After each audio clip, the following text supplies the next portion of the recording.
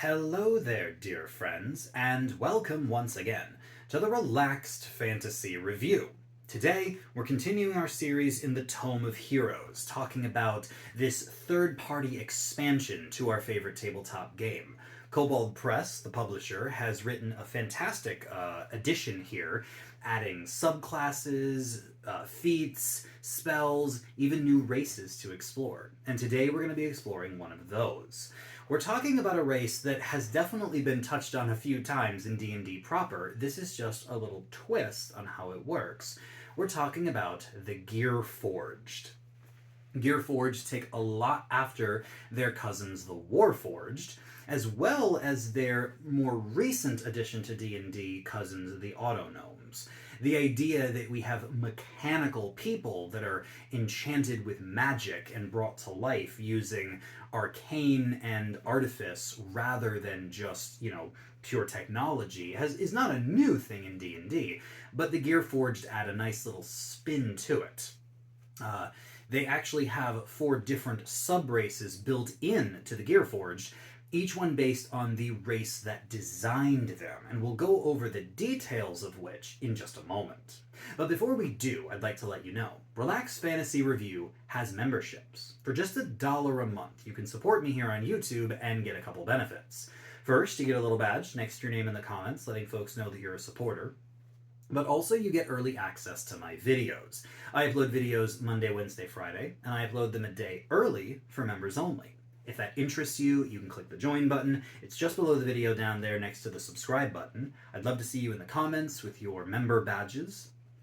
And if it doesn't interest you, that's totally fine. Just liking the video, subscribing to the channel, just watching the video at all, just being here is a great way to support my content and really helps me out. So thank you for watching me here on YouTube. So the Gearforged, because they are a constructed race, there's a lot of versatility in them. All Gearforged get a +1 and a +1 to any ability score of their choice. This is really cool. It means you can just design them as you see fit, and only one of your ASI points are built into your sub-race, which we'll get to in a little bit. That gives them 2 8 out of 10s as far as this stat goes. Then they have Construct Resilience. This is a few features in one. They get resistance to poison damage and advantage against the poison condition, which is great stuff. And on top of that, they get immunity to disease. This is a really, really nice package deal that comes in clutch when you're talking about constructed people.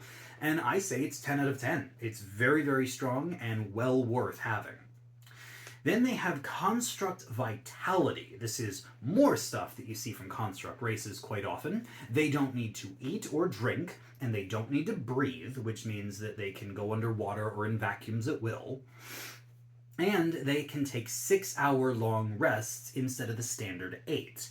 While doing so, they remain in a semi-conscious state, kind of similar to an elven trance.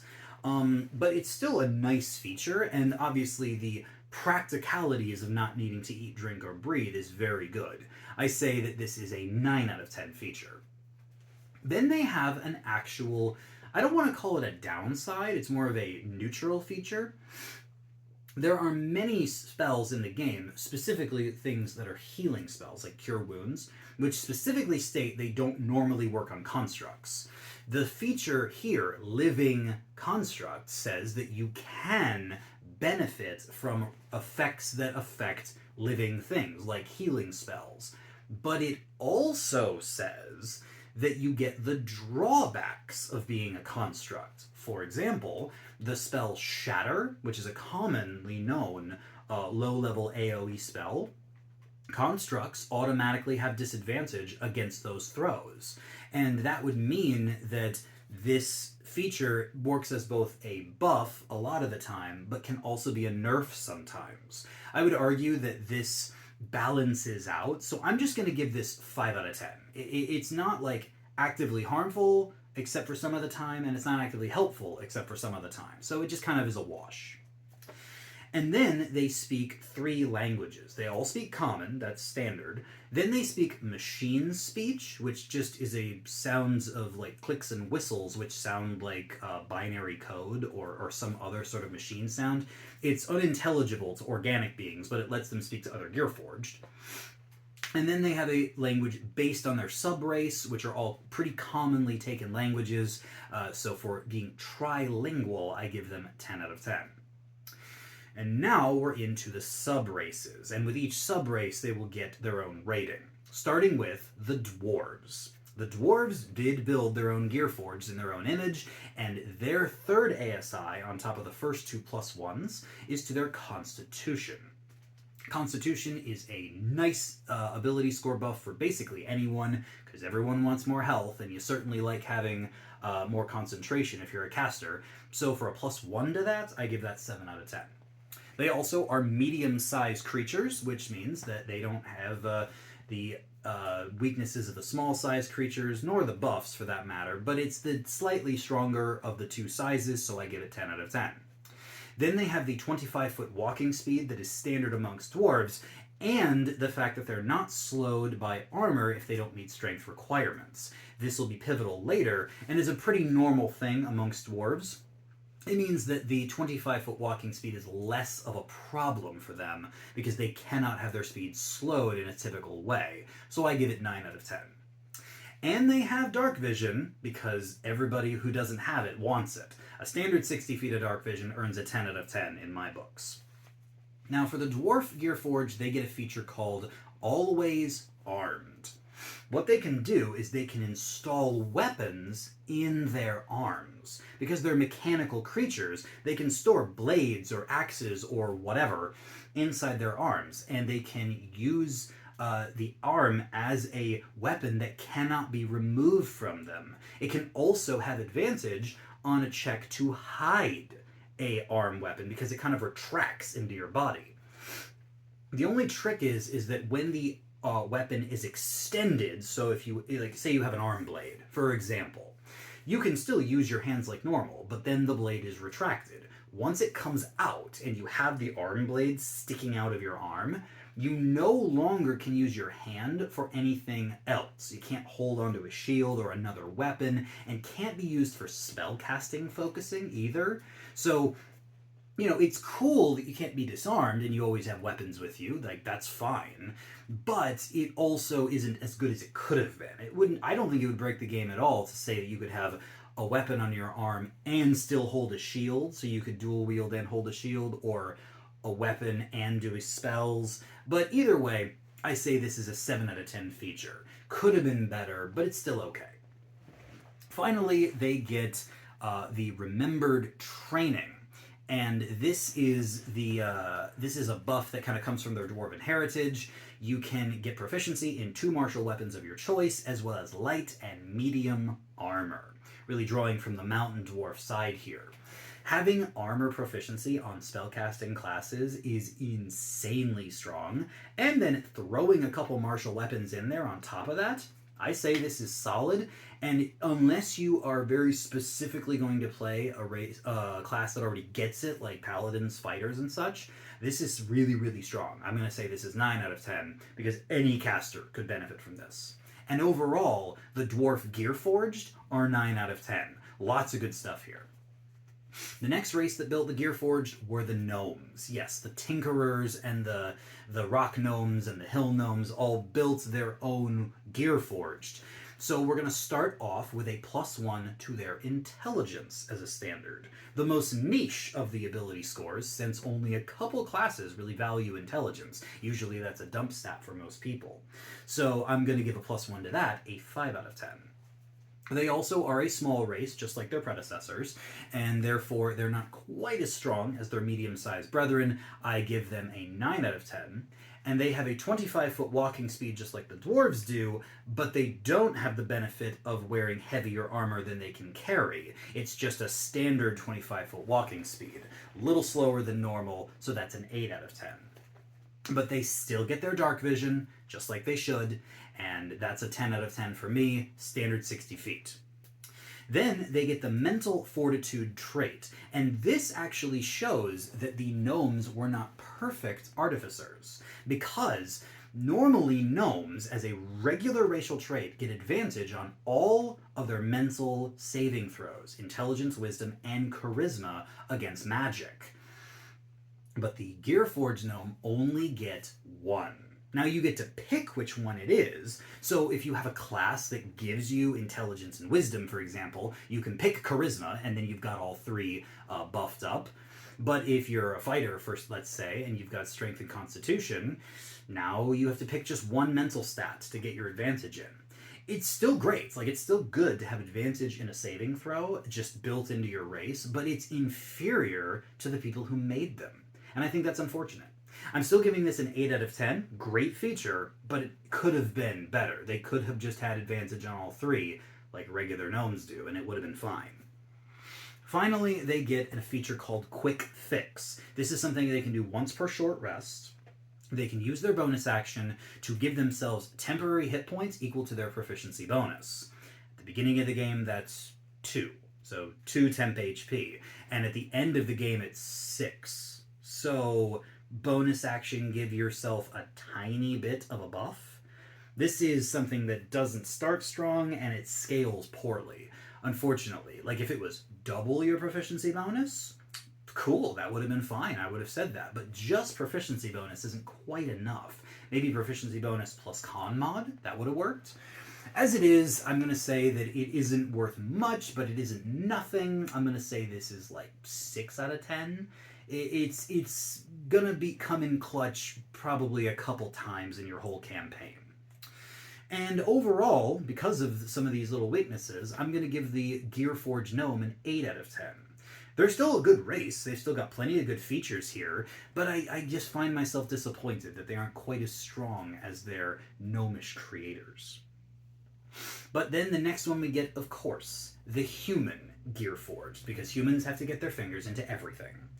The human Gearforged gets a +1 to any stat again. So they actually get 3 +1s to any stat of their choice.